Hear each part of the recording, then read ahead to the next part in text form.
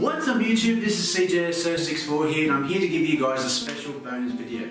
So just so you guys know, obviously my capturing kit is still on its way, so today I thought I'd give you guys a bonus video and I thought I'd talk about something that I'm very passionate about, gaming.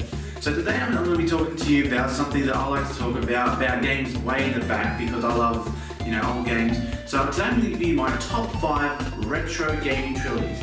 Now, what do I mean by this? I'm talking about games that are like way back, 15, 20 years ago. So we're looking at things from like the Genesis, the 64, the SNES, the PlayStation 2, all those kinds of games. And the reason I'm looking at trilogies is because I've noticed a lot of games actually do hit the proverbial third time's the charm. So while you start off with the first franchise, and the first franchise seems to be pretty well, there are some games that progressively get better as they go along. Now, some games it doesn't work, but today I'm going to give you my top 5 games that hit their stride on the third strike. So here we go. Number 5. Number 5 on my list, we're going to start off with going to look at the PlayStation. Now, we obviously know we saw a lot of good franchise stuff from that. So we had Crash Bandicoot, we had Spyro, we had Point Blank, all those old shooter games that were pretty good. So, and even the starting of like Resident Evil and all that as well. But the one game I'm looking at from the PlayStation, we're going to talk about the third release of Crash Bandicoot 3 Warped. This game was actually pretty good. I mean, the first one was really good, the second one was a bit subpar. I didn't actually finish the second one just because I got bored of it. But the first one was pretty good, and the third one was just, it blew me away. So the third one, as you know, it's about, they focus on the time travel side of it. So when you go into the menu, it's kind of like a walk around world kind of thing. And it looks pretty good because the map setup and everything is pretty good. You got the same storyline where Neo Cortex and Uka are your enemies, and you got to, as you progress through, you got to verse different bosses, and you have the different areas, and the way they've set up the layout of the whole thing was pretty good. So, but alongside it as well, I mean, the boss battles were pretty challenging. The stages were like pretty ridiculous on some of them, but then you had the ridiculous thing to do afterwards, which was to do the time attacks. So with that, you've got to obviously beat the map in a certain amount of time, you collect certain boxes to shave off time off your time trial so you can progressively get the Platinum Relic, which was the #1 thing. But then as well, what you had to do was you had to go back to the older stages once you've gone ahead and got certain power-ups, so you can get the special box gems, which basically means you have to get it in all the boxes to get the gem. So the 100% complete this game was ridiculous. But also what I like about this game as well is the fact that Easter eggs they had in the game as well. So you had some things you had to do on stages, they were unlock other stages, but the one I actually liked the most was in the main menu, you punch in a certain code, you'd be able to play a demo of Spyro the Dragon. So if you didn't know who Spyro was and you found out by playing that game and then playing the demo, you'd find that Spyro was actually another good game as well. But Crash Bandicoot 3 did a really good job, so great job. Unfortunately, they were also the creators of Knack that was on the PS4, and I thought it was a good game, but I don't think on a whole global perspective that we'll see a Knack 2. But you never know, things will be, maybe they might get their third game as well. So, but for Crash Bandicoot, mate, you are my favourites to start. I approve. Number 4. Number 4 on my list, we're going to go to the Sega Genesis and look at the Sonic the Hedgehog franchise. Now, Sonic was one of the first few games that I played on the Sega Mega Genesis, and it was a lot of fun. I actually particularly like number 2. Now, I know you guys are probably thinking, well, trilogies, you must be talking about Sonic the Hedgehog 3. No, we're going to be talking about the game that was right in between that. We're talking about Sonic and Knuckles. Sonic and Knuckles was a really good game, and the themes and all that was really good that they actually used some of them on Sonic the Hedgehog 3. But this was the main game that introduced Knuckles to the franchise as a character, so you obviously had things like, his ability to fly, his ability to climb walls. So Knuckles was a badass, and I mean, if you watch the anime, you'll see that he's obviously the powerhouse of the group. And the fact that he appears as an enemy in Sonic just made him more of a good guy, bad guy kind of thing. Like, a lot of characters on, games and animes, like Vegeta from Dragon Ball Z, for example, falls along that same line, where he's the bad guy, but he's also a good guy. So Knuckles was pretty good. And I mean, the one thing I liked about this, the stages were good, the bosses were pretty challenging as well. But the one thing that really drove the game forward as far as getting your Super Sonic and your Super Knuckles was the special stages. And my god, the stages just drove me insane. There was, I think it was the 4th stage where you had to collect 120 forms to complete.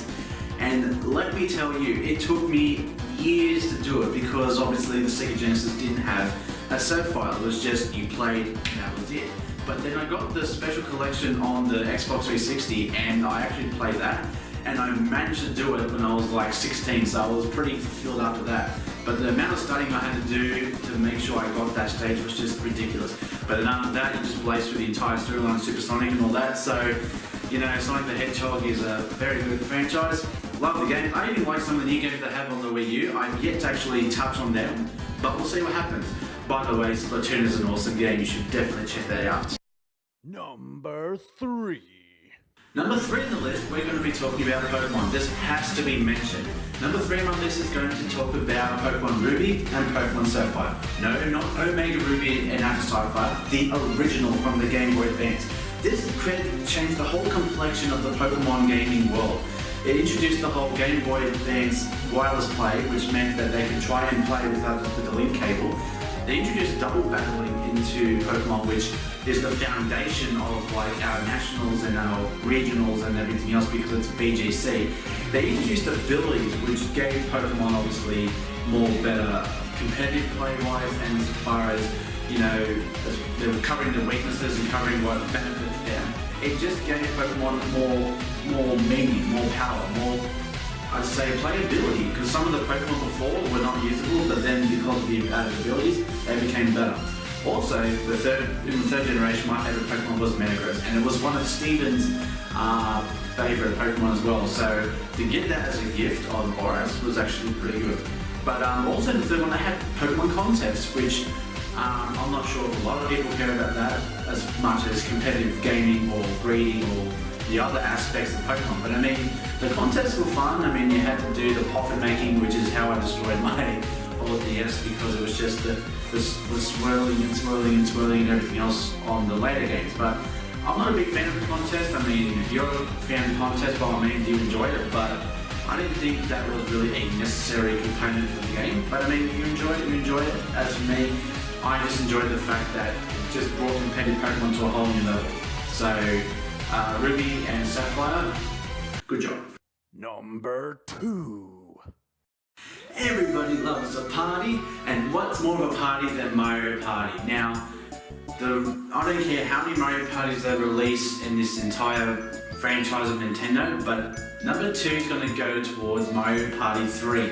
This was released on the 64 and was the last Mario Party game to be released on the 64. And I enjoyed this game so much when I was younger. The mini games and the maps and everything were terrific. They had the 1 vs 1 mode, which is where you had to employ sidekicks and enemies of Super Mario World to fight against your opponent. And you could play mini games and all that one-on-one, and the whole items and everything else they brought into it was pretty good as well. I mean, they introduced items in Mario Party 2, which was also a very good game. But my hand was still recovering from all the rotating from Mario Party 1, which, yeah, don't do that again, Nintendo, or we're going to be having a talk about a relationship. But with the game as well, like with Mario Party 3, the mini games are pretty good. They're not as luck-based as a lot of the previous games were, which, you know, makes it more competitive for the skill-based players. The maps and everything was good. They had the more items. They talked about the reverse mushroom. The game guy, oh my god, the game guy was the biggest troll in the game because you could either win the game because of it, lose the game before of it, or make you play on tilt until you got back up there. Because what the game guy was is, you know, if you landed on the space, on either game mode or anything, or someone used a coin on either you or themselves, they have to give up all their coins and pretty much throw it in the air and take a game on chance. So you had some games where it's 50-50, you had some games where it's just odds, dice rolls, and roulette. But my god, this this was just ridiculous because you could either use it and hope for the best game and then win from there, or you get fucked over on luck and you basically lose the game. But overall, this game was terrific. Also, it was the introduction of Waluigi and Daisy into the franchise. I probably should have started off with that, but the introduction of Waluigi and Daisy just meant that they were expanding the Mario Party crew, and then as you'll see in the later ones, that they eventually develop them to get more and more players, which is good because that's what promoted different qualities, different gaming, different games, different characters. So they definitely picked up the game from 3 and onwards. Now, even though I played the 10th one, I still think number 3 is the best one. I mean, you can argue about that all all day, but I'm telling you, number 3 is the best one. Number 1. And number 1 on this list, now you might be surprised by my choice. Now, one franchise that got released on the PlayStation 2 took me by storm, and I'm talking about Ratchet and Clank. My brother originally got on the PS2, and I looked at him and was like, really, Ratchet and Clank? He's like, bro, you gotta play the game. So I gave the game a go, and my god, the game just blew me away. The gameplay and everything of just the first one was ridiculous. And funnily enough, from there, I was the one that was actually picking up all the latest games on the PlayStation 2. But the one obviously going to be talking about, since I've talked about Ratchet and Clank, is Ratchet and Clank 3, up your arsenal. Arsenal. But yeah, this game was actually pretty good. I still think it's one of my favourite games. I've just seen them release the first trilogy on the PS Vita. If you can release it on the PS4, that would be great, because I want to play that game, because it was so awesome. But this game was pretty good because the weapons and everything, they had upgrade modes, which they started introducing in number 2. But number 2, they only had it one level, then you buy the upgrade, and then you upgrade once more, and that was it. And this one, they let you have the weapons, you upgrade it up to level 5, and you buy the upgrade in challenge mode, and then you buy it, and then you get another 3 levels with that.